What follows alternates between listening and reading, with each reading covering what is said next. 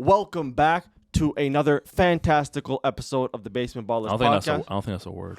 I just made it up. It's a basement baller word, but I'm pretty sure it is a word, so maybe you should check your English dictionary. You know what I'm saying? Anyway, this is a fantastical episode of Basement Ballers podcast. I'm Kareem. That's Brahim. If you guys are, new to this podcast, we like to talk about English football. We like to talk about Spanish football. And then when Champions League happens, we like to talk about Champions League football. But this week it's not going to be a lot of balls going around. A lot of balls. Well, we're the Basement Ballers. And you could be a baller today. If you just subscribe, like, follow, and all that jazz. Check out all our social media in the description while you're there.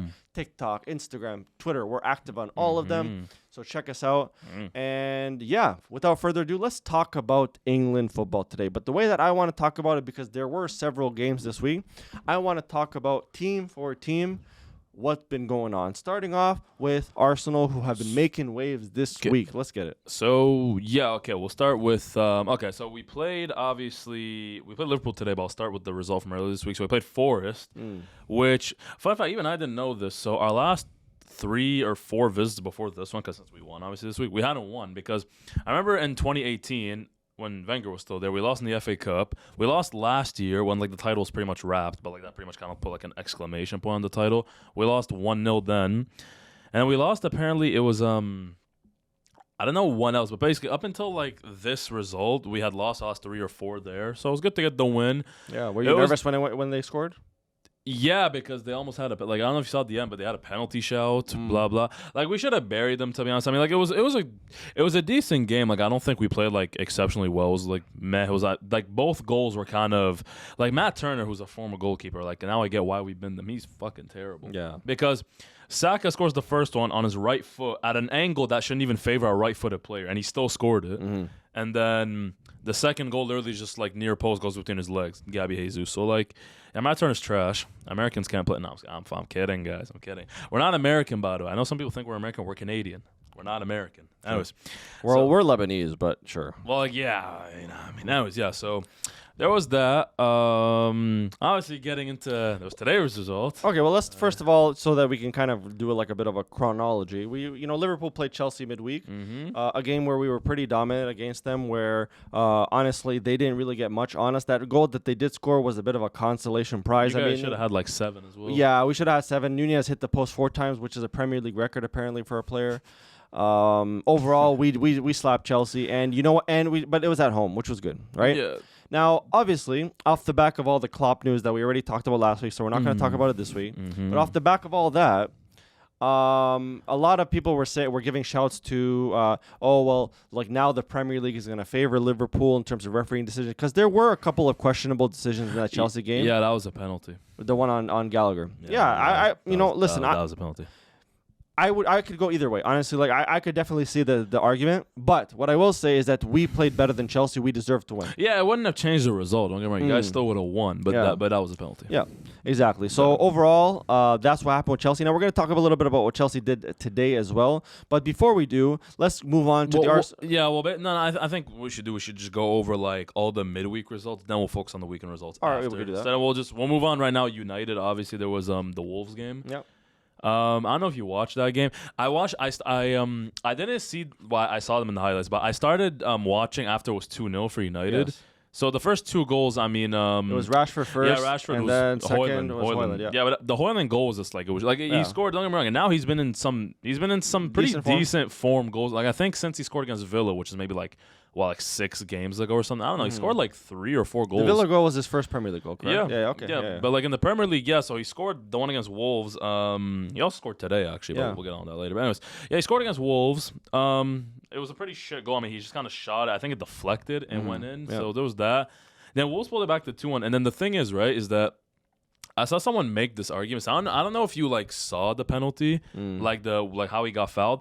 So by the letter of the law, yes, it's a penalty because Casemiro does make contact with him. But in my opinion, the way it should be with penalties in general is me personally, I don't think that that was Casemiro touched him. I don't think it was enough for the guy to go down. And if it's not enough for the guy to go down personally, I don't think you should be giving that as a penalty. Even though he went down and there was contact, it's not enough for someone to go down because in the Liverpool game, for example, there was a few times I remember in Kunku, there was one time he got like clipped a few times in the box, but then he just kind of kept going and he didn't dive or whatever. You know what I mean? So like for me, those kind of penalties, like unless the dude obviously gets taken out, shouldn't be given. Now it was given. I'm not gonna complain. It's United, but 2-1. And then McTominay scores like the most Bandulu header I've ever seen. After I don't know if you saw the header. Yeah. He literally eyes closed, just literally hits his head, goes in, whatever, 3-1. And then after that, I was like, it was like, what, 15 minutes? I'm like, yeah, there's probably going to be. Like, I knew if United were going to win, it wasn't going to be 3-1. Like, maybe Wolves would make it 3-2, then it would be, like, very nervy. Then they'd end up winning. Or they would draw it. And then what happened? They drew, obviously. They 3-2, then 3-3. And then not even a minute later, Mino. Mino scores that goal. It was a fire goal to nutmeg the dude who whipped it bottom corner, hit him with the the sign, the calm down. It was cold, man. He's actually someone I get why United fans rate, because United fans have this obsession with Garnacho for some reason. I think Garnacho's terrible. Mino, I can get why he's rated though. He's good. I like him. But so we're gonna talk about Garnacho a little bit, and obviously this is up to for discussion with the comments and everything. But that game was, as you said, like very typical United, where like even when they go up by 3-1, let's say, like a lead is never safe with them. Because they have this tendency to hang their head. Now Kobe Minu, he gave them that little spark, and he obviously showed a lot of like talent, especially in the last couple like this season especially. He showed Man United why he's like an up and coming star for them. He was even getting, by a couple of United fans, now I don't agree with this, but a couple of shouts for a Euro. Well, because apparently right now the English FA are fighting with Ghana over who should represent. If I was him, I'd go to Ghana. Because the reason why, and this is also something I want to talk about right now. What I've noticed, I could be wrong, if United fans could like let me know. Kobe Minu to me is more of an 8 than a 6. I don't know, because his defensive qualities are decent. Don't get me wrong, but I feel like he offers way more attacking wise. To the point where I think he should be a box-to-box or a number 8, essentially. I don't think he should be playing as a DM with Casemiro. Now, obviously, since they're lacking really midfield options there, I get it for, let's say this year. But if I'm in Man United, I'm making sure my DM spot is sorted, and then I would just play him further up top, because I think he could offer way more attacking-wise than defensively. And the issue is, if he goes to England, well, he's not going to get picked, because as long as Southgate is there, he won't get picked, because if I was him, I'd wait a bit. But Southgate is not going to choose him over Calvin Phillips, or he's not going to choose him over Declan Rice or whatever. That's warranted. I think Declan Rice is still better, but if I'm him, I go to Ghana. Now, if Southgate, apparently rumors are after this Euros he's gone, regardless of if they win or not, apparently. So maybe wait. I don't know. Yeah. No, 100%. And he still has a lot of chances to get in there. Just like how some Liverpool fans talk about Curtis Jones going. I don't think he'd also... Similarly, I don't think he'd be picked, just because Southgate is more of he likes his tried and true players. He likes the players that he's kind of got him to the dance in order to see how far they can go. But they won nothing with those tried and true players. But that's the kind of manager he is. You know what I mean? Yeah, he's weird, man. He's a weird manager. But anyway, so on that note, let us know what you guys think about Kobe Minu. I think that we both similarly rate him. I think that he does have a future at United. Unlike some other players, however, there's some questionable players. I still think that McTominay is not what United need. Trash. I think that Amrabat's he's a lone player. So but I think that he's definitely gone. I don't think that they would be looking to extend him. It's just unfortunate because I think that at Liverpool he could have done some work. I just do you think maybe the situation at United just wasn't suited for him? I don't even think it's that, man. I think he fooled all of us, man. Because I don't know, man. No, you know why? Because the game that gave him fame or whatever. That France game? It was the France game. But even that France game, bro, people forget Mbappe spun him and had him on the ground 3 times in the same game. So Barca were linked to him. I remember last winter, and I would have taken him personally, but yeah, on second thought, we probably dodged the bullet. Now, that doesn't mean he's a bad player. He's not a bad player. Don't get me wrong. Yeah. It's just that. I just think that because when he first came in, right? Yeah. Ten Hag was trying to play in this weird inverted role, left back, doing some weird stuff. Yeah. And I just don't think that was suited for his play style. You know. I think he can still do work. I think hopefully he does get more opportunities, but I think that United will decide to move on. Now, moving on. I find funny. What? I saw some dude call him Haram Tate at one point. Haram Nabat.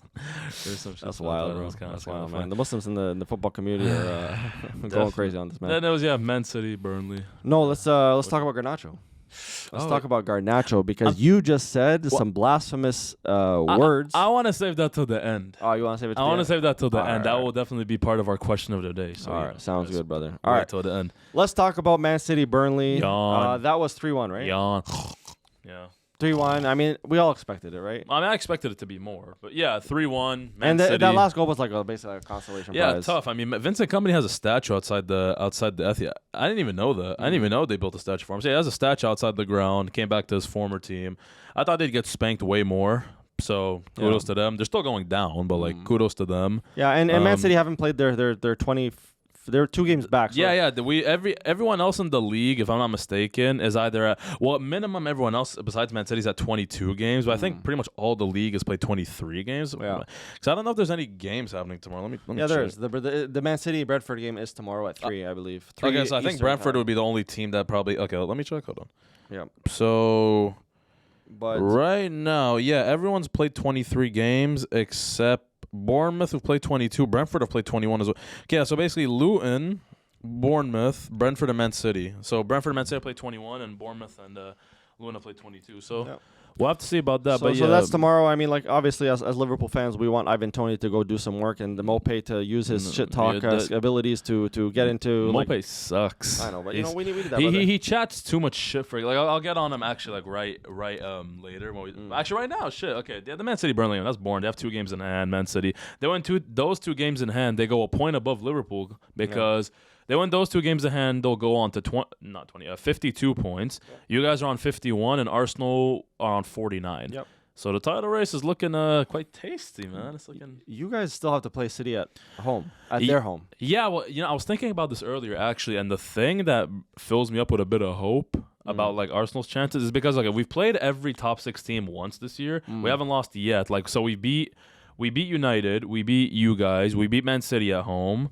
And then we drew to Spurs at home, and we drew to Chelsea away. Now, the only, I'd say, really, really tough game, like really tough remaining, would be Man City away. Because we played Liverpool twice, so we drew once, and we beat you guys today. So that's 4 points out of 6. Spurs away is going to be tough, yes. United away also will be somewhat tough. But me, the really only game I'm still, like, I'd say, scared of is Man City away. Because Aston Villa and Newcastle, for example, those are going to be at home. I believe we already played Brighton away. I believe we also played West Ham away. That will be actually next. Was that away or out? Because our next game next Sunday is going to be West Ham. Yeah. But I don't know if that's out. Is that away or at home? Let me check actually. Yeah, that's away. Okay, that's an away game. Yeah. That might be tough too. But I don't know. We'll have to see obviously. Yeah. But yeah, I think you guys listen. 6 games out of 6, like out of the big 6 teams, we played 5 games. Sorry, we haven't lost once. Mm-hmm. So like. I think it's been good because Liverpool and Man City still have to play each other, I believe, and that will be at Anfield. It would be at That's at Anfield. So, we drew the first game. I think that's still good. I think that probably ends in a draw as well.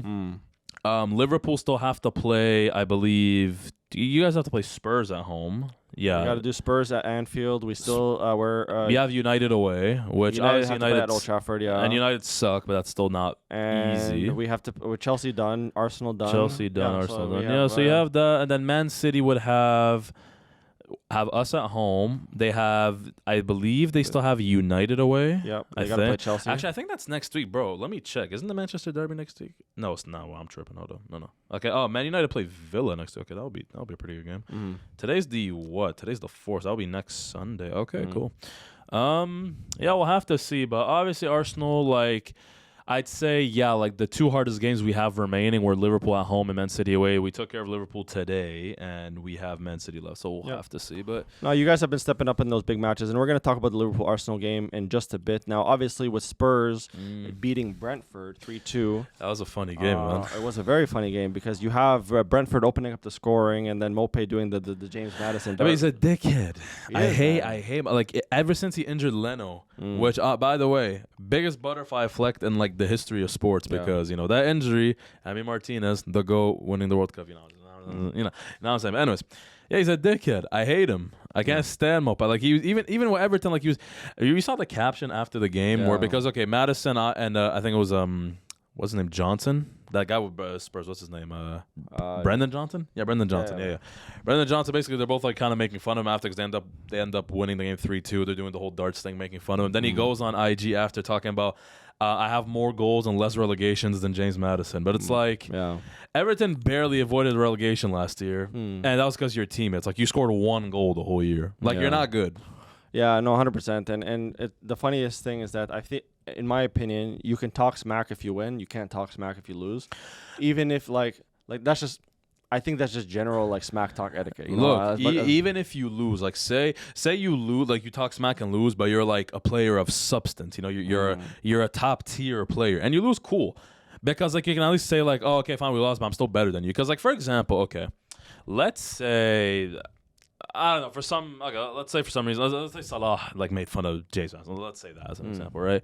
And then James Madison's like, oh, giving him shit, and Spurs end up winning, blah blah blah. Yeah, but then Salah could just turn back and be like, yeah, well, like I'm still better than you. Also, I have 1 more shit than you. Yeah. But like Neil Maupay, who's not better than James Madison, and has early won nothing in his career, cannot be out here talking shit. Yeah, and the thing is that it was a classic example of rent free in his head because he made the post and then he commented on James Madison's post talking about no, it was his own post. It was literally his own post that he made on his Instagram. Oh yeah, exactly. So and he was talking smack and like all this stuff, and like at the end of the day, James Madison and Spurs do get the last laugh. You do have like everybody on Spurs who scored that game, which was Madison. No.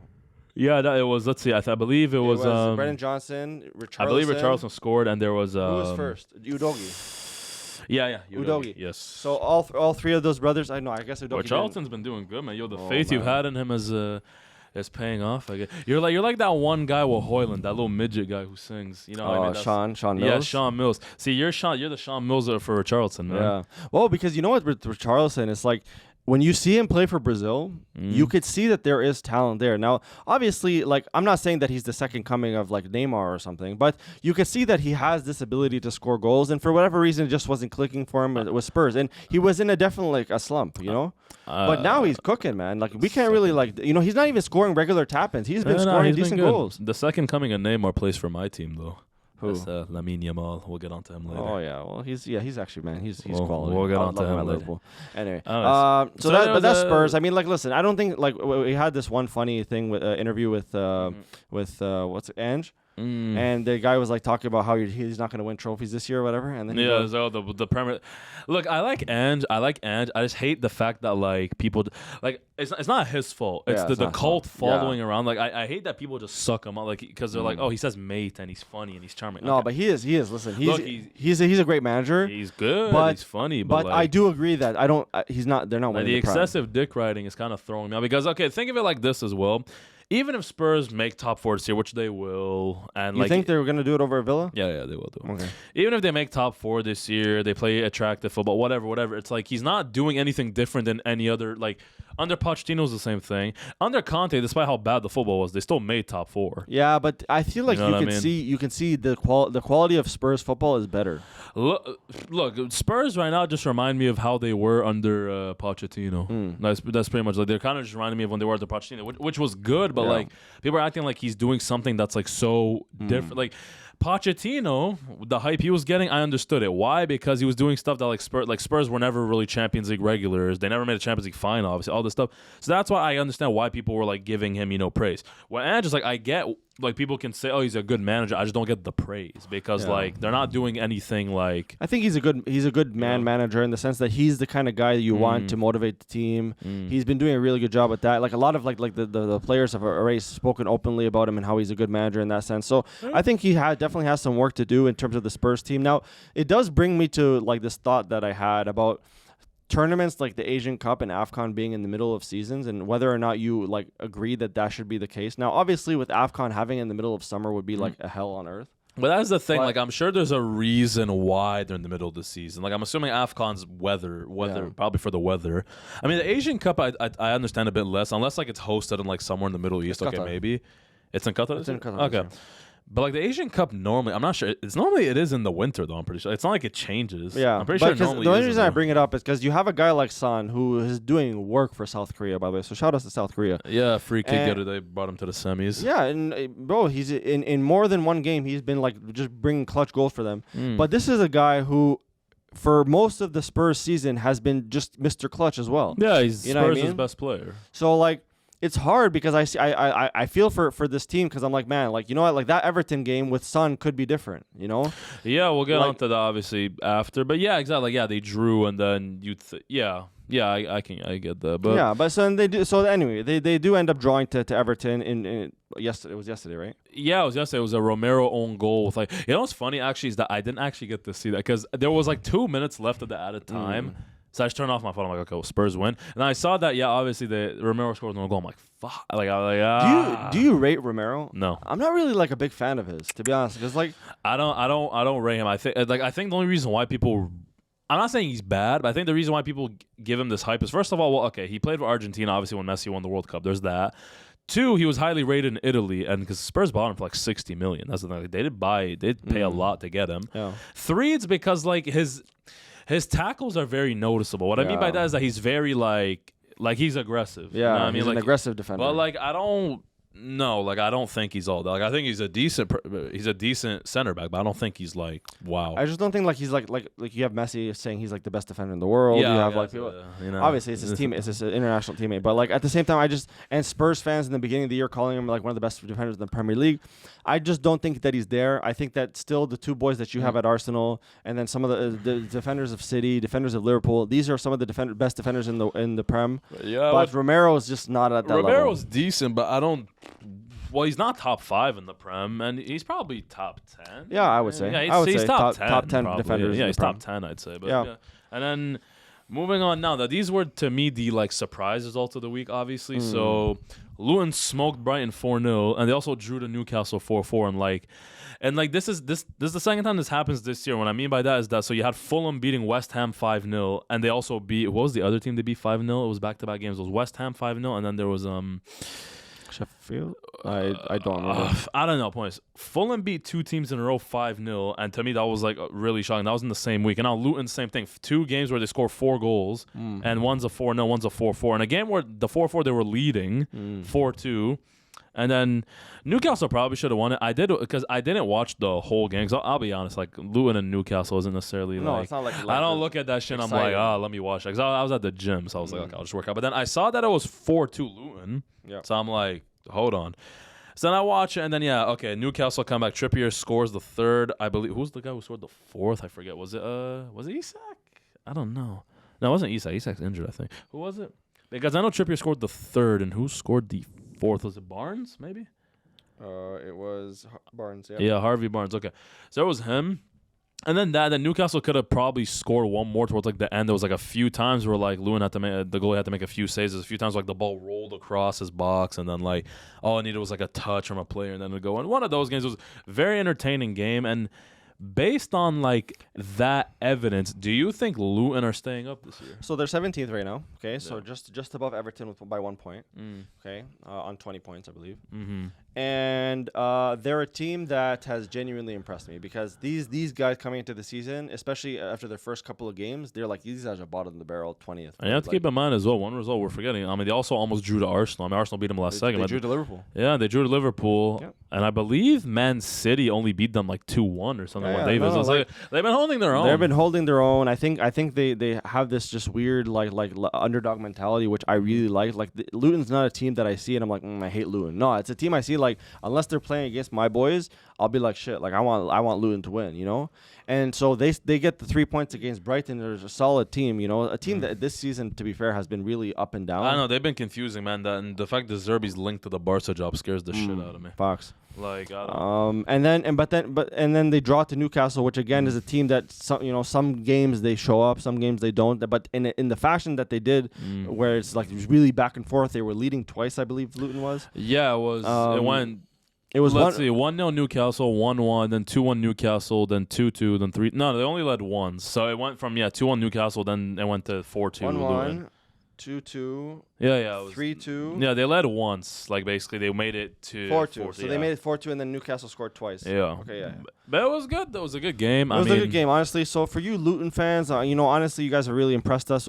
If you do watch our podcast from the beginning of the season, you will know that we were calling for Luton to be in that 20th place position. And I thought they were gonna be hard on that pause. They're gonna be I think Brahim, you at the time said something about they might even get the lowest points tally. Yeah, I genuinely thought Luton were gonna be if not the worst Premier League side of all time points-wise, because the worst Premier League side points-wise is Derby. In 2008, they had, I think, 11 points, which is fucking wild. But that's wild when you think about it, yeah. But, I didn't necessarily, I thought maybe they'd be, close to that. Maybe not 11, but, maybe, I'd say maximum 20 points they'd have. And then they'd be, basically by, early March, we knew they were, for sure going to be relegated. And now, they're already on 20 points.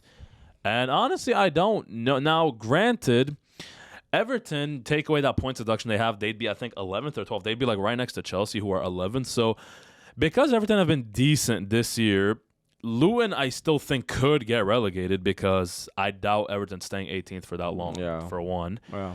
But it depends because Nottingham Forest have been kind of meh. I know they beat United not a long time ago. They also played decently against Arsenal, whatever. But Nottingham Forest haven't been wow. And what we can say for sure is Sheffield and Burnley are going down. Yeah. After that, I mean, I don't know. Crystal Palace Crystal Palace are in real danger. When you look at it, because they got spanked this weekend 4-1 to Brighton, and that leaves Crystal Palace only 4 points ahead of Luton. Yep. They're 14th, but it's quite congested down there. Now, Brentford are down there as well, but with Ivan Toney back, I doubt they're staying there for long. Plus, you said they're on 21 games, right? Yeah, exactly. So I doubt they stay down there for long. Yep. So we'll have to see. But yeah, and listen, there's a lot of movement that can happen both down and up. Pause. And speaking of that, let's first of all talk. We want to save Arsenal, Liverpool for our last English segment. Okay. Let's talk about Chelsea versus Wolves because Chelsea. Okay, I did mention something about before the Liverpool game last week in our podcast. I did mention something about Chelsea winning the last few games. Yeah, and I told you. Yeah, what I tell you? What I tell you? They're shit. They're not good. Chelsea they're terrible. Get absolutely spanked by Wolves. A team that United beat. Yeah, in the span of a week. 4-1 Liverpool, 4-2. 4-2, and they let Cunha, of all players, score a hat-trick against them. And all I saw today, all over football Twitter, by the way, follow us on Twitter, all I saw was Pochettino out, okay? What do you think about Pochettino out? Because I'll give you my opinion, you give me yours, all right? Okay. My thoughts are, y'all changed the manager from Tuchel to Potter to Lampard to Poch. And all these brothers somehow have an issue or managing Chelsea or whatever. Is it the manager's fault anymore? I don't think so. I think Todd Bowley has done, and people in his circle have done an absolutely terrible job building a squad. When you show me their squad sheet, their starting 11, okay, and you tell me that over the last 2 seasons these brothers have spent £1 billion on this team, I don't believe it.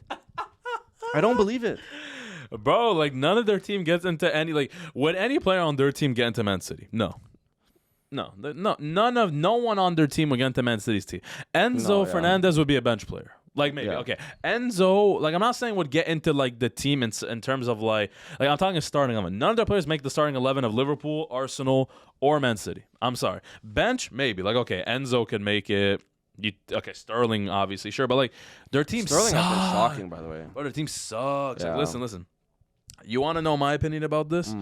I think it's a mix of both. First of all, so at this point last year, Chelsea were, I think, 2 points better off, and they were 10th. They were 10th, yep. And now they're 11th at this point last year. There's that. Pochettino's had money to spend. Now, I'm going to say this. The squad building's been fucking terrible by the board because they still don't have a finisher. Jackson's back from the AFCON. Yeah, he's back from AFCON, but he still sucks. They let Broya go to Fulham, which he's not good, but still why would that's depth gone. There's that depth is gone. Who's there? They don't have any finishers, so there's that. Their team as a whole, their defending is shocking. I don't think it's terrible, but that's not this you get any manager in the world. Yeah, they're not making top 4, but this is where I blame Poch. But they're not bad enough to be 11th. Like, for me, Chelsea are a team that should probably be getting spanked by, like, the bigger teams. Like, yeah, if they lose to the Arsenals, Liverpools, Man Cities, Spurs, United, okay, fine. Like, I'm not going to be, like, shocked. But they shouldn't be losing because they lost, let's see, 4-2 to Wolves. They lost, I believe, to Villa. They've lost to Nottingham Forest. They lost to... What did they lose to? I think they lost to Fulham at home as well earlier in the year. I don't know. There's a lot of games they've lost, which have been like, in my opinion, down to the manager because it's like, if you could at least see something in Chelsea where it makes you think like, okay, like the manager will get it right eventually. Sure, but like I don't see it because like with Arsenal under Arteta, we were 15th at Christmas, but like you could kind of see something there, and then look at Arsenal now. With Chelsea, it's on top. First of all, you don't really see anything that like you think could improve, and then second of all, it doesn't help that Pochettino comes out in the like in his press conferences and just basically blames everyone but himself. Yeah, like he blames the players, blames the board, whatever. He never blames himself. It kind of destroys the team spirit. Like it's not. He basically came out today and saying that the players do not play well under stress. He also talked the other day how like, oh, we don't have a set piece specialist, so we need to go out and get one. Yeah. Blah blah blah blah. Which like. Yeah, fair. But, like, those aren't things I think you should be really saying to the media. No, I agree. I think there's a lot of matters that these days have been publicized when they should be internal. Ten Hag is responsible for that. Poch is responsible for that. Now, what I will say is what's really concerning about Chelsea is they have a lot of offloading to do. So apparently they are right now not being investigated, but they are at risk for breaching financial fair play, and they have to offload at some point about I think I read 100 million worth of homegrown talent. Yep. In order to stay within their financial fair play, like so that would have to be Conor Gallagher is one, and then who else is homegrown? Like homegrown, like England or from their academy? I think it's England. English. So Sterling. Okay, so Gallagher, Sterling, Levi Colwill, which is already that's 3 of like their best players. Even though Sterling's hit or miss, Gallagher, I don't rate that much. But 100%. But which is why I think that we saw a lot of shouts of like, oh, Gallagher transfers. They said Spurs were interested, things like that. I think this is part of the reason because Bowley knows that he has to offload some of these players now. The troubling thing is that look at the contracts. His international, 100%. His international players are not really necessarily stepping up. Like his Caicedos are not stepping up, and the contracts they gave out are ridiculous. Yep. Like that was the whole thing when they were giving out all these contracts the last year. To like 2028, like 2020, 2020, no 2030. Like the Mudryk contract expires in 2032. They gave him a 9-year contract. Yeah. Caicedo's 8-year. They gave Enzo an 8-year, and these are all players like especially Enzo. I think Enzo right now. I saw this. He has a 29 win percent rate since he got to Chelsea. 11 wins, 16 losses, and like I don't know how many draws, but like like Enzo, he's not like he's not the player that a lot of Chelsea fans hype him up to be. Like he got absolutely rocked by Liverpool's midfield midweek, and he's not worth the 80 million that they paid for him. But it was like 100. It's not even that. It's like, look, first of all, I think Enzo's better than I think Chelsea fans overrate the shit out of him, but I do think he's better than what you're seeing. I don't think he's bad. Like I think you put him in Liverpool. I think the system is just not. I think you put him in Liverpool. I think he's your best midfielder. If you put him at Liverpool, I think he'd be your best midfielder. No, I think he'd be better than Sabazar McAllister. That's just. That's what I think. Right. You put him in Arsenal, I think he'd be one of our best midfielders. You put him in Man City, he'd be a decent midfielder. Like I don't think he's overrated, but he's not bad. But the issue is that you look at him right now. I'd say give him maybe like max 1 more year, if not this summer. He's gonna want to go because he's young. He wants to win. He's not even that young, and I know he's still young, but like he's 23, I believe. Like it's young, but like if in the next year or two you don't get another move, then like. You're kind of stuck. Like you gotta look for that prime move. That's the thing, because you're gonna be in your prime. You gotta look for the team that's gonna like kind of, you can win with. So yeah, no. But how would they offload it? Because obviously they're gonna take a financial loss on these players. And how are they gonna offload them? Because let's see, Caicedo, they just got him. He might want to go in the next year. Enzo might want to go. Mudryk might want to go. Sterling might want to go. Thiago Silva's damn near 90, so he's obviously leaving anytime the next year. Also, funny, I don't know if you spotted this. Thiago Silva's wife, who is like known to like talk a lot. Like, if there's any people watch basketball, Al Horford's sister. Yeah, she always talks shit on Twitter. Yeah, Thiago Silva's wife is kind of like that, where basically she always talks shit on Twitter, And today she basically said, we need change. Yeah, Poch out. Yeah, she basically essentially said Poch out because, which I found funny because 2 of the goals were actually Thiago Silva's fault. But yeah. She basically was calling Poch out, saying that the team is shit, they need change, whatever. And like if I'm Thiago Silva, first of all, I'm telling my wife, like, bro, shut up. First of all, like, even though, like, she is right. Don't get me wrong, she is right, but like, you don't say that publicly. Yeah, it's a bit tough. Second of all, if you're Pochettino, like, what can you do? Like, literally, even if maybe the Thiago Silva himself doesn't want Poch gone, whatever, it's obviously not a good look when his wife is saying it. Pretty much a lot of the media's on his ass. So I was like, yeah, Chelsea. Not that I'm sad about it. I am loving this right now. I am loving this Chelsea downfall. By the way, but yeah, I honestly think Chelsea, man, the next I don't see them being good again, bro, for the next 5 years because there's too much work to do. Because bro, the damage that's been done to this team, because just offloading half of that squad, because that whole squad sucks. Don't get me wrong, but just offloading half of them will take you at least a year or two. Then to get other players, then to put them up to speed with the system, get a new coach, blah blah. This is 5 years worth of work. So I think Chelsea the next 5 years are going to be just probably hanging around those I don't think they're going to be as bad as mid-table, but I don't think they're making Champions League for a while. I think they're going to be hovering around anywhere from 5th to 10th the next 5 years. 100%. Now this is a question for you, right? Yeah. Because obviously Mudryk being a Arsenal target last season, and that bullet that you dodged, because Mudryk sucks. Let's just be honest. That Zionist prick sucks. Okay, but the return that you got, where you guys decided to go for Trossard instead, and you saw what he did today, right?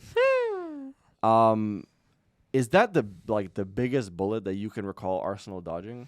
Or has there been something like that you can? Let's see. That I can recall, yes. Now, if I'm forgetting anyone else, I don't know. Because that's an 80 million pound bullet. Yeah, look, that I can recall, yeah, definitely. Because if we got him, I don't think we would have gone down and got Declan Rice. Because I don't think we would have had the money for that. The money, no. So, yeah, I think in the last probably 5-10 years, that's probably, the biggest bullet we dodged. Because we got Trossard, who granted doesn't start. But, since he came to Arsenal, it's been great. I know for a fact he has at least 15 plus assists, because literally from January till the end of last season, he had, I think, 9 assists. Yep. So I know he's probably up to somewhere between 10 to 15 assists. And in terms of goals, he's probably between 5 and 10. Yeah. So 20, he's anywhere between 20 to 30 GA in the last year. Yeah, and that's good for a bench. Which is amazing. Decent for a bench player and a winger. Yeah. And Trossard's been terrible. So, not Trossard, Mudryk. Mudryk's been terrible. Yeah. Now, Grant, do I think Mudryk is as bad as he is? No, I don't think so. Because I think he plays a lot better for his international club, his international team. So yeah, but but he's not that 80 million. Yeah, he's not good, and he also has really fucking fruity tattoos. The dude has. Oh my god, the butterfly in his neck pisses me off. He has fruity ass tattoos, and he also has a stupid ass haircut. Anyways, Chelsea suck. Moving on. United, West Ham. Yeah, West Ham. I mean, that game I didn't watch it. It was a little early, but I don't was think 3-0, right? 9 a.m. is early too. You lazy bitch. I'm tired. Yeah, 3-0. I mean, I don't think it I don't think the scoreline reflects the game. I think United, on the grand scheme of things, should have won, but West Ham still. I mean, I think they had only 3 shots on target, but West Ham had 25 shots. United had, I think, 12 or something. But yeah, United on the grand scheme of things, on the overall should have won that. Højlund got 1, Garnacho got 2. Good finishes too, but Garnacho to me is very, very, very, very, very overrated. And I think it's for 2 reasons. One, if you're looking based on just output, this year he hasn't been bad based on output. And I guess depending on what kind of fan you are, maybe to you that's enough. Maybe to you because he's giving you but you know why? Because he's one of their best attackers. Yeah, but their attack is so bad. Yeah, because I understand why you might say that he said he's overrated, right? Well, because United fans are okay, well, for a long time their attackers weren't even generating the most GAs. It was their midfield. Yeah, it was Bruno for the last 3 years has been their most consistent GA merchant. Now it's because look at it like this. He scored 2 goals today. He scored. I know the Everton one. He scored against Galatasaray. I believe he scored against Arsenal. Or was that no? That was offside. The one he scored against Arsenal was offside. He's come up with a few goals this year, and he's still relatively young. He's like 19, so I get where the hype comes from. Also, the fact that he's also Ronaldo's like biggest D rider. So obviously, all the Ronaldo's fans hype him up, and there's a lot of Ronaldo fans in the United fan base, obviously. 100%. So like, and Di Maria came out and said that he should avoid it or something, avoid celebrating like Ronaldo. Yeah, he should. That's hilarious. But like, in my opinion, Garnacho, because every time I watch him, like, also he's really not fast for a winger. Like, he gets outpaced very easily. And against defenders who actually like are aggressive, he's trash. Because Udogie dog walked them when they played Spurs. I don't know, man. Like, I feel like he just gets the ball and runs in one straight line. He doesn't really have that many dribbling moves. He's not really like that smart. I mean, I don't know it wasn't today. It was against them. Yeah, Wolves. There's one time Højlund gave him so much shit because there's one time he could have played Højlund in. He tried to do like an outside the foot pass, and I think he kicked it out for a goal kick. Exactly. Like, he was really on the right side. Yeah, it was really bad. So like, I don't know. Honestly, United fans, you guys can let me know what you think. I personally feel like I get why you guys might like him, but to me personally, I think he's insanely overrated. But granted, like getting pointed out, if Anthony's your other winger, I get why. Garnacho looks amazing in comparison. But anyway, so there was that. 3-0 West Ham. That puts United up to 6th. Because now West Ham dropped down to 7th. United now are 8 points off top 4, which they're not getting, by the way. But yeah, just a little fun fact, I guess. 100%. Spurs. No, it's a no. Hold up. Yeah, Spurs are 5th on 44 points, so 6 points ahead of United. Villa on 46. Yep. And then, you have United, and you also have the top 3. So, yeah, that was decent result for United. Honestly, we talk about United a lot, and they're still kind of in that, like... Yeah, no. Like, they're making they'll make Euro. I think Europa League is what? Is it only 5? Is it 5, 6? 5, 6 in the 7th Conference League. 5 and 6 Europa. Okay, United will make Europa League for sure. Yeah. Now they couldn't make Conference League, but Champions League, nah. No. Nah, I think they could still push, but I think Spurs and Villa are teams that are much more likely to. Maybe if they win the Champions League, they get into the Champions League. Oh wait, they're out. Anyways, I believe that. Let's talk about the big game though, Arsenal-Liverpool. Okay, because that is the game. That's the Ballers Derby. That's the Ballers Derby. So first of all, I just want to shake your hand and say good game. Okay, Arsenal completely and utterly outplayed Liverpool for approximately 75 minutes of that game. Yep. We had maybe 10-15 minutes in that first part of the second half. Yeah, until the Van Dijk mistake, you guys were probably we looked like we could score. Yeah. And aside from that, Arsenal were better on an attack. They were a better counter-attacking team. They were better defensively, despite that one Saliba mistake. But that Van Dijk-Alisson thing was just 10 times worse, so that canceled out. But your midfield was a lot better. Almost everything about your squad today was a lot better. Our attackers completely disappeared because they weren't getting plays. Like our midfield was silent. I was gonna ask you like real quick, actually, like give me an analysis of the game real quick. Like, I mean, obviously the result sucks, but like. The result, obviously, it's like it happens to lose. But like for me, does the performance worry you, or do you just chalk it down to basically like you had like a few of your players out? Because let's see who you had out. Let's see. Okay, so Salah's obviously out. It was Salah. Nunez was on the bench. Nunez was on the bench. Sabazai was out. Endo's out for I believe. Yeah, he's coming back from the Asian Cup right now. I believe there was that. Obviously your left back, like obviously Robertson and Tsimikas have been out for a while, and like Bradley's out. his father passed away. Rest in peace. Rest in peace to that. So yeah, like does the performance worry you, or are you just gonna put it down to like injuries and you think you'll be fine for the rest of the year? So listen. You got to give credit to where credit's due. Arsenal is a fantastic side. I think that there are people that were saying that Arsenal is not gonna do this. Arsenal has a great team. Arsenal can do work, and at the end of the day, we were playing Arsenal at home, so that was that, right? I think the major difference maker here, you don't want to blame the players that weren't available. At the end of the day, like that just happens in football. Like, I mean, you guys didn't have Jesus, you guys didn't have a couple players. Your bench wasn't that deep either, you know? Yeah, we had Trossard, Smith Rowe, I think, and Reece Nelson. Yeah, 100%. But I think the major difference is Arsenal looked like they wanted it. Liverpool didn't look like they wanted it, even though like obviously we needed to win, right? They just didn't look like they wanted it. Which is weird because, bro, you guys played Chelsea midweek. You guys had 4 days or when did you guys play Chelsea? Was it Tuesday or Wednesday? Wednesday. So you guys had 4 days rest and.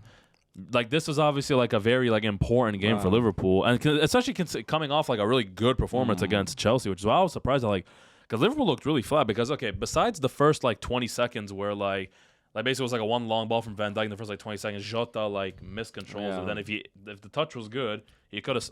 I think he scores that. Because but like understand like Liverpool are a team that in the Premier League especially are known for having a really strong mentality. But the way that second goal went in, because we talked about the first 10 minutes of the half was like good for Liverpool, right? Yeah. But the way that second goal went in, it was deflating as hell, man. Because like Alisson and Van Dijk, who are your two most like calm, collected brothers, making a mistake like that, the rest of the team is finished, and you could see like the rest of the team were done. Yeah, it killed it because here's the thing. This is what I was worried about. So the first half, we should have probably had like.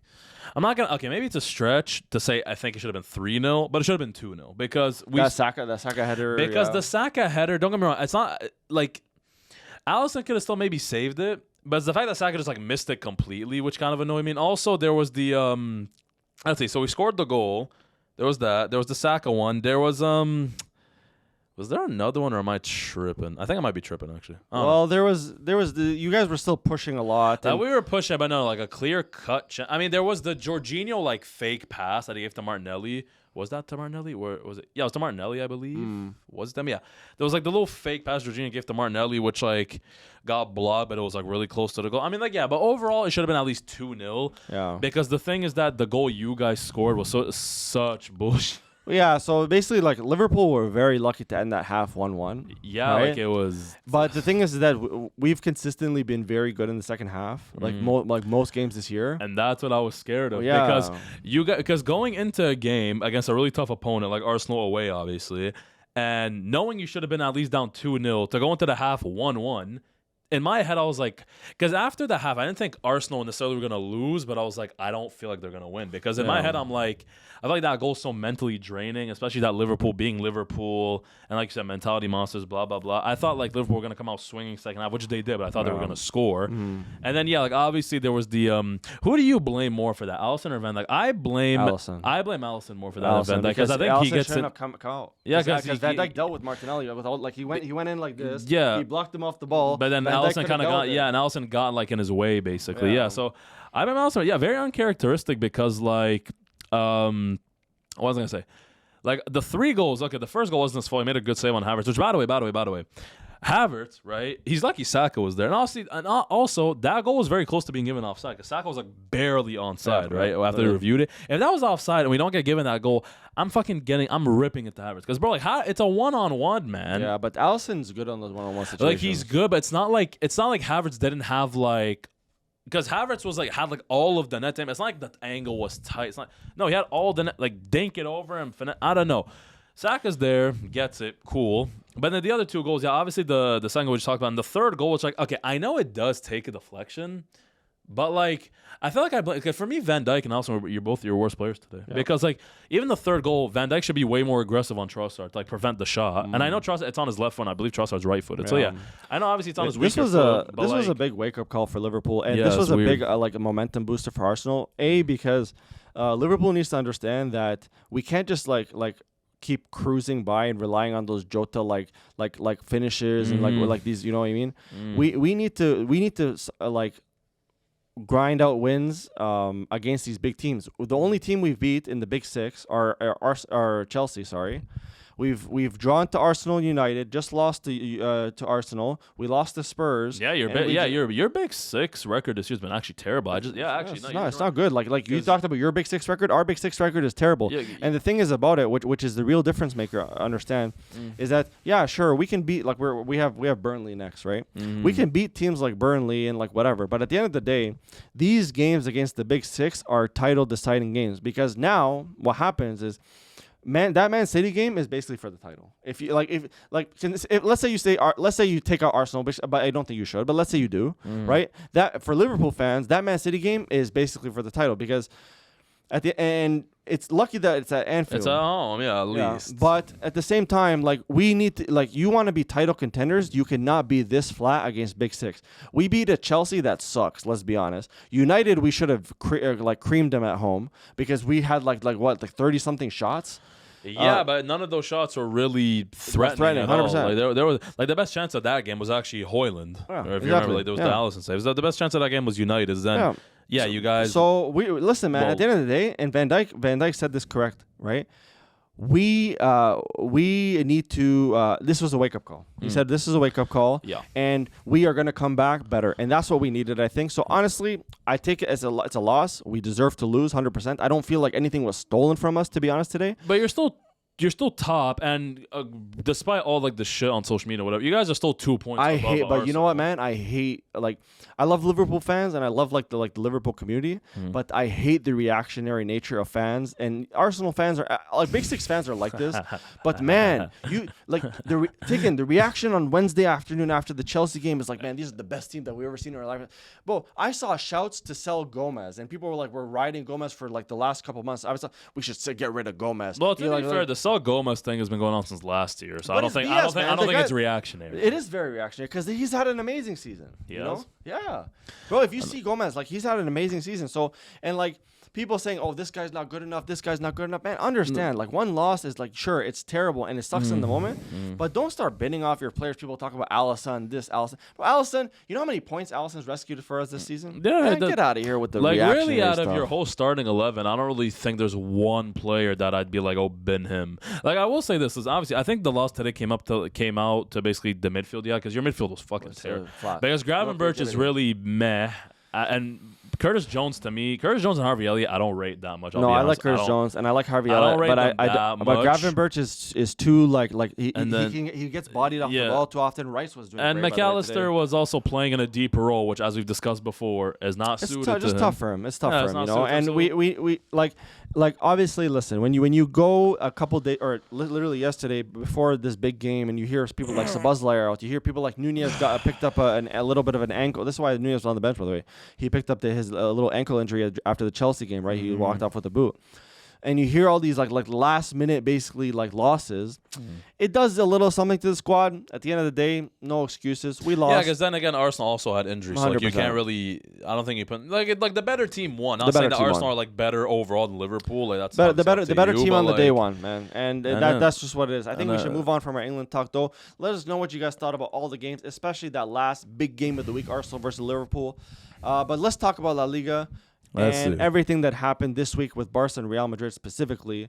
But, you know, we'll Barca fans, let's talk about Barca. I'll go each team basically one. I'll go on the top 4 teams one by one, basically. Yep. So top 4 obviously being Madrid, Girona, Barca, Atletico Madrid. We'll start off with Barca, obviously, as you know. That beautiful jersey that is right behind me. We'll talk about that. It's beautiful this week. Last week wasn't super beautiful, was it? It's the jersey will always be beautiful. Now, whoever puts that jersey on, that's debatable. Debatable. Anyways, your jersey this season is nice. I like it.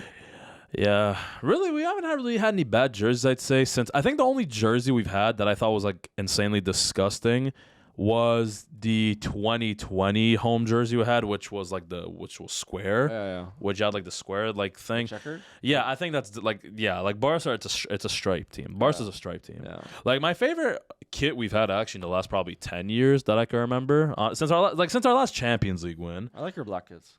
My favorite kit we've had in the last few years has been our 2020-2021 home kit. That was really nice. The black kit was nice.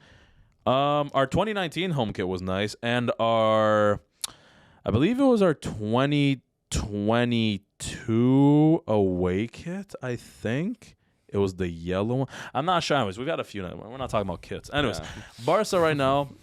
Obviously, after Xavi's announcement stuff, we expect a reaction out of the team. I mean, granted, performance-wise. Like, it's been a bit better. Results-wise, it's been good. 2 wins out of 2. So we beat Osasuna 1-0. Alaves yesterday 3-1. The Osasuna game was like, typical Barca game. Hella possession. No real threat. Lewandowski being a fucking donkey as usual. Roque comes off the bench. My beautiful, beautiful Brazilian baller. The Tiger. So we have the shark and the tiger. And we have a donkey on our team. We have all of Animal Kingdom in our attack. Y'all have a zoo at the We have a zoo at Barca. So we have the donkey, and we have the tiger and the shark.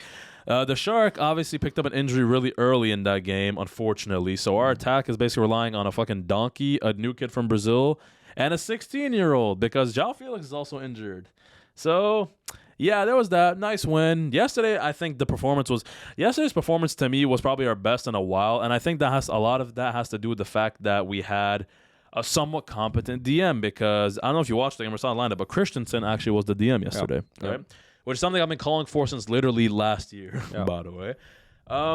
Christensen as a DM, man, we played way better, I think. Obviously, still wasn't perfect, but we played way better because like Alaves really didn't have, I say, that many chances. I mean, beginning of the game, what's his name? It was kind of like the Liverpool game where yesterday, so I'd start off with like just one long ball. So I forgot the names of the players, but like, yeah, one of the Alves defenders pings a long ball to their attacker, and he was offside. But if he wasn't offside, then that was a penalty for Alaves because he got wiped out in the penalty box. But it was offside. But that would have been a penalty. So yeah, obviously slow start. Barca, I didn't see the Lewandowski goal. I didn't see that, but obviously there was overall nice bit of possession, whatever. We go in 1-0, cool. I mean, I know that towards the end of the first half, Iñaki Peña pulled off like a really, really good save, which I don't care. Ben, fucking sell him. He's trash still. And then Pedri, Gundogan combined. Gundogan, you saw the finish, but wild finish. Yeah. Very good finish. He went off injured too, no? I think it was more precaution. Okay. I think it was more precaution. I don't know, but Pedri with a amazing. I'm not gonna glaze that much. It was a very good assist. Very good assist to Gundogan. Very good finish. And then right after that, what happens? As I think we can have a comfortable performance. The second after, Alves score. I don't know if you saw the goal they scored, but not like the finish was good. But the pass and just like the whole play. Did you see the play? It was great. He literally dinks the ball over our defender, cuts in, does a Trivela cross, header, goal, cool. And then Roque comes in with a very, very nice finish. So it was Font, our young left back, plays like a ball into the box, like a little ball, and then he basically just like passes the ball into the corner. Bottom right, yeah. Very good. And then this is his little tiger celebration. Yeah. Everything else goes well, whatever. And then gets a fucking red card, which, like, I mean, it was 2 yellows, but like, what do you think? I think that was the most hilariously hilarious yellow card, like double yellow, I think I've ever seen. Because who was the tackle on again? Tackle? I forgot. I forgot the name of the player, but what happened is that, bro, first of all, Pedri gets fouled before that happens, and it doesn't get called. Arguably, Lewandowski might have gone foul, which I don't know. Like, that was a clean tackle, to be fair, so I don't know. And then, if anything, the other dude fouls Roque, and Roque doesn't foul him, and then Roque gets another yellow. And the thing is with VAR is you can't appeal. Like, you can appeal a direct red card, like you can check that, but you can't VAR check a second yellow, like a yellow card. So that's the thing. So we couldn't up to the referees. Couldn't do shit. It's some bullshit. Victor Roque's wife came out and basically was like cussing the ref on Twitter, which cool. Xavi came on his press conference, said if we were wearing white, we wouldn't have gotten the yellow card. Which it's fair. You know what? Listen, out of all of those, I thought the funniest thing was the one brother who took a picture of his leg and said, "You see this?" Yeah. Fun fact: he's He's on loan from Madrid. Yeah. So like, he's a dickhead. We win. Cool. So Rocky's out the next game, eh? Yeah, he's only out for 1 game, which like that's what it is. You know, I don't even know who even is our attacker? Because Ferran Torres is out for at least the next 2 weeks. João Felix is out to the end of the month, I believe. Rafinha is like, I'm pretty sure should be back like any day now. There's him, but like, honestly, bro, our attack is really bare. So you guys got to play on the 11th at Granada. Yeah, that gives us a week of rest. Yeah. But then that's next Sunday, and then on the Wednesday we'd have the Champions League. So we're gonna have to rotate in that game. Yeah. We'll have to see. Anyway, so there was that. Girona played Real Sociedad yesterday, and they drew. It was 1-1, right? No, 0-0. 0-0, that's what it was. 0-0, so there was that. But Daily Blind at full time, or not full time, like I think like extra time right before the game ended, gets a yellow card. So he's missing because Girona and Real Madrid have to play against each other on. Next week is Saturday or something. Anyways, they play each other next week. So there's that. One of the defenders also got, I think, red carded, so he's missing that game. And I think one of the other players got injured. Point is, we'll have to see about that. Looks like there are two depleted squads playing against each other. Like they drew, and then Madrid, they beat Getafe, obviously, 2-0.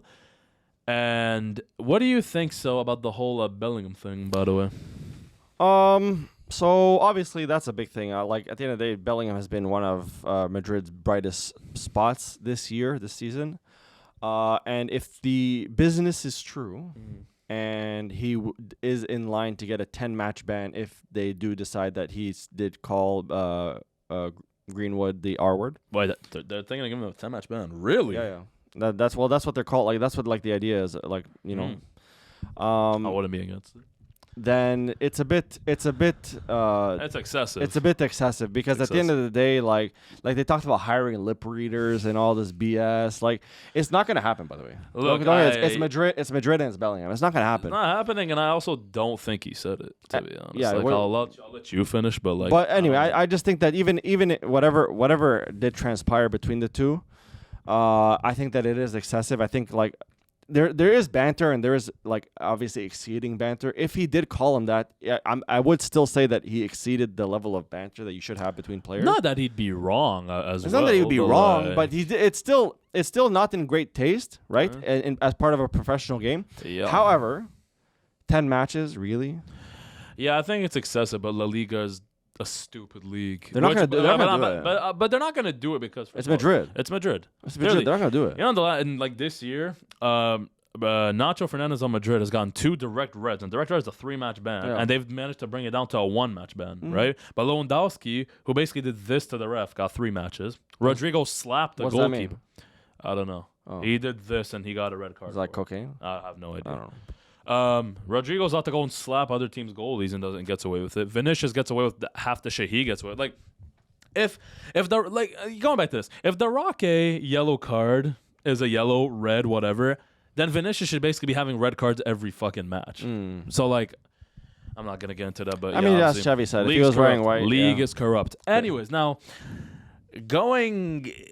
just finishing with this, I don't think he actually said rapist because, okay, first of all, obviously the other thing people were saying is that he said rubbish, which like, okay, rewatching obviously like the clip of him saying it, like you could like it's plausible he said rapist or rubbish, like it could be either or. But the reason why I don't think he said rapist is because first of all, Greenwood that same game, and I told you just literally right before we started filming, Greenwood like during that game literally gave shit to the ref, almost started beefing with the ref because the ref didn't give him a corner or a free kick, or was it a free kick? Yeah, I think it was a free kick, but. If basically Bellingham called him a rapist, and he was right next to him too, it's not like he didn't hear him. He obviously heard it.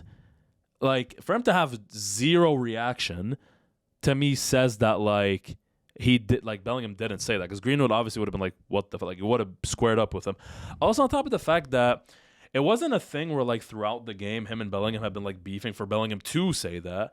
And third of all, Bellingham and Greenwood obviously know each other since young because they're obviously in the England academy together, blah, blah, blah, blah. And even if Bellingham basically like disassociated himself from Greenwood, isn't friends with him anymore because of the whole incident or whatever, I still don't think he would say that. I don't think he's going to say it on TV. Yeah. That's the thing. Like, I think maybe behind closed doors, he just doesn't talk to him, sure, but like... It's just something very inflammatory to say from a guy who hasn't been charged of anything. Yeah. Like, you know what I mean? Like, that's the thing. Like we all heard the clip. This is not, like, this is not to say that, like, I believe he's not guilty. No. But it's something wild to say about a guy who, with all intents and purposes, is a free man walking. Like, you know? That's the thing. So, there's that. I mean, I know people are going to talk about robberies, but, okay, I'll be honest right now. So I don't know if you watched the Atletico and Real Madrid game today. Now, obviously, a game that benefits Barca greatly because with that result... So Barca are 6 points behind Girona and 8 points behind Madrid, and we still have to play Madrid, obviously, and we still have to play Girona, and Madrid and Girona play each other this weekend. So if they were able to draw that game, and Barca wins our game against Osasuna, which I can never say yes with Barca, but like we'll assume they win. Let's say, we're back in the title race, and today against Atletico Madrid, I'll be honest, man, Real Madrid got fucking robbed. Yeah. Because they had at least 2 penalty shouts, right, against Atletico Madrid. Because I think both of them involved Bellingham. He was basically Bellingham gets pushed in the box, which was like a very obvious push, and then by Savage, and Llorente during a corner or a free kick, forgot, man. My memory's really bad today. Was literally holding him. Now, does Bellingham go down a bit easy? Like, yeah, sure, but I think that's still probably a penalty. Now, I'm not going to complain because fuck Madrid. They're a corrupt institution, and I hate them. And the fact that they're yelling corruption is hilarious to me. But yeah, if that was Barca, then I would have lost my shit. So I get why they're mad, but, hold that L irony. Anyways, there's that. And like I mentioned, Barca are now 8 points behind Madrid, 6 points behind Girona. And with the draw, actually, because like I was mentioned last week, we're now in a battle to just finish in the top 4 places to get Champions League. So Atletico are now we're third. Atletico are fourth, 3 points behind us. And Athletic Bilbao are 5 points behind us and fifth. So Looking decent so far. Obviously, we can't guarantee shit with Barca, but if Barca don't make Champions League this year, then holy, like, oh my God. I don't think that's going to be much of a problem. Obviously, yes. But I think the major problem right now is, so let's just say that you're focused on the season, you do your thing, whatever. Like, obviously, 2 results in the bag. You know, you got your wins this week. Yeah. Okay.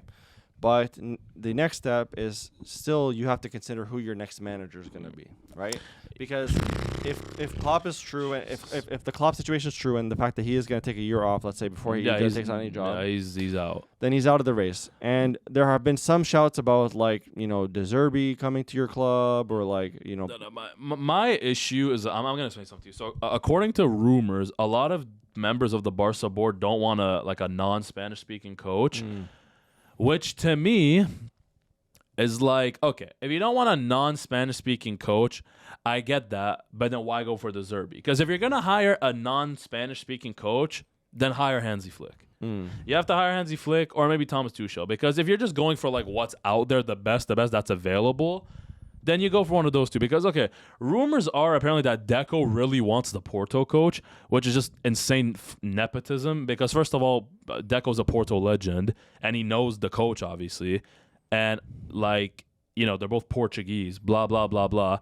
And there's a bunch of nepotism that goes on in Barca, because my issue is that, like, obviously there's the whole George Mendes connection with Barca, because he's obviously the agent of a lot of Barca's players, and he's also very good friends with Laporta. Like, I don't want this appointment to be anything but the best available. Now, the best, obviously, you know, Pep Guardiola, but that's not going to happen. I mean, Luis Enrique, there was rumors, but look, would he come back? I don't know. He said that he's not going to comment on that. Do you think big managers are kind of like things what, because Xavi came out and said that the Barca job is shit? Yeah. Or trash or whatever? Like, he basically said, yeah, like, he wasn't enjoying himself. Like, he was talking to the Osasuna coach last week, and the Osasuna coach was basically saying, like, oh, I enjoy, like, working from, like, Monday to Friday, obviously, like, doing my thing with the players. And Xavi's like, yeah, I don't. Yeah. Because, like, obviously, media, the stress, blah, blah, blah.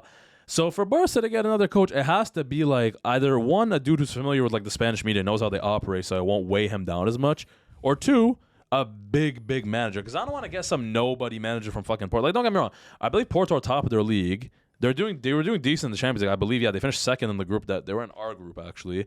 Blah blah blah blah. And the games we played against them, they did play well. Don't get me wrong, but still going from Porto to Barcelona, and also he's Portuguese. Like, I know Portuguese and Spanish is similar, but if the whole Spanish thing's an issue, well, he's Portuguese. Yep. Which, like, I'm telling you, just hire the best. Now, I still trust Laporta. I trust he's going to make the right appointment. I mean, there was the rumor that I keep forgetting how to pronounce his name, but the Real Sociedad coach who came out and said, I'm not leaving Real Sociedad. Because, like, why would he first? So, like, he's been, like, people, I don't know if they noticed, but he's not just their coach, but, like, he's been in their team for, like, years. Like, he was their B team coach, he was their youth team coach, he's their first team coach now. I think he used to play for them as well. Like, he's very linked with that club. With it, yeah. So, like, he's not going. I mean, obviously there's the Girona coach Michel. I'd take him, but, like, obviously that's still a step up, because even though he's doing the well with Girona, it's still a step up to go from Girona to Barca. But I mean, Girona isn't far from Barca, so maybe that would tempt him, because, like, he wouldn't really have to change his life that much. I mean, bro, there's rumors of fucking Jose Mourinho. No. Antonio Conte. No. Like, honestly, if I were to just give you one manager right now who I'd like to have, would be Arteta. But obviously, I still want him to stay at Arsenal. But two, he wouldn't go, because you still have, like, if he wins a Premier League and Champions League with Arsenal, whatever, then yeah, he'd be tempted to go to Barca. But as of now, he wants to finish his whole project with Arsenal.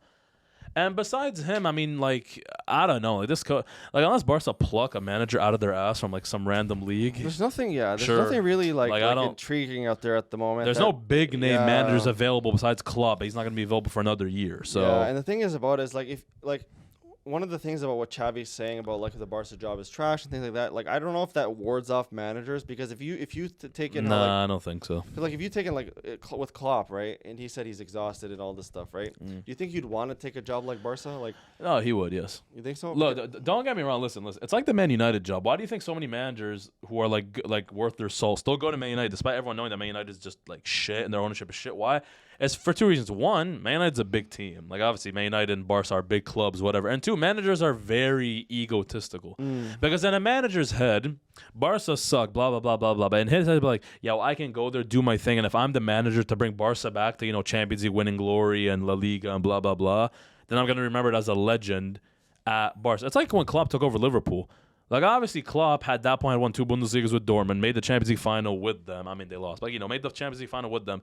So to go from that to go into a Liverpool team who back then, I mean, like, were really, besides, like, those kind of mid, yeah. Besides those 2 title runs they had made in 2009, 2014, had been basically shit for the good part of 20 years. That had been not really that good.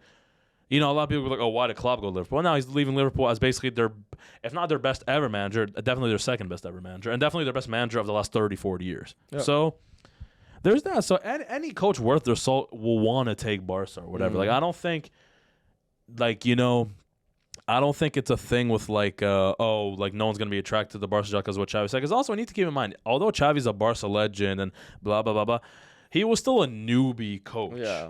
Any experienced coach would want to prove themselves at Barca. So I don't think his comments really are going to throw any manager off. Now, what any manager needs to know going to Barca, though, is that they're only staying there for a good 4 years. Yeah. No Barca manager is going to last more than 3-4 years at the club. I'm sorry, but they won't. Yeah. So we'll have to see. Anyways, anything you'd like to add on that? Or honestly, it is what it is. In terms of Barca, I think that there's definitely a bright spot. Obviously, like we said last week, I think you're like you could maybe push for a league. I don't think you'll get it.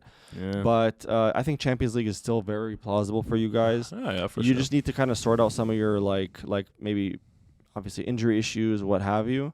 Roque is looking great for you guys, so like I'm really happy about that. And if everything works out, you guys play in a week and a half Champions League? Yeah, we play Wednesday against Napoli. Yeah. Wednesday against Napoli. So obviously all of our Champions League coverage will be basically starting next week and onward. Keep on tuning into our TikToks. We go live and we cover matches and we do all those things. So definitely check us out, guys. But without further ado, that's all we really want to talk about today. It was a longer episode than usual, but I hope you guys are enjoying the content. If you are, please consider subscribing. Please consider telling your friends, your loved ones, your mom, your dad, your grandma. And without further ado, I've been Kareem. That's been Brahim. I remember our question of the day was asking you guys about what you guys think about Garnacho. So let us know in the comments. And everything that we talked about today, let us know what you guys think. And without further ado, we will see you guys next week. Peace.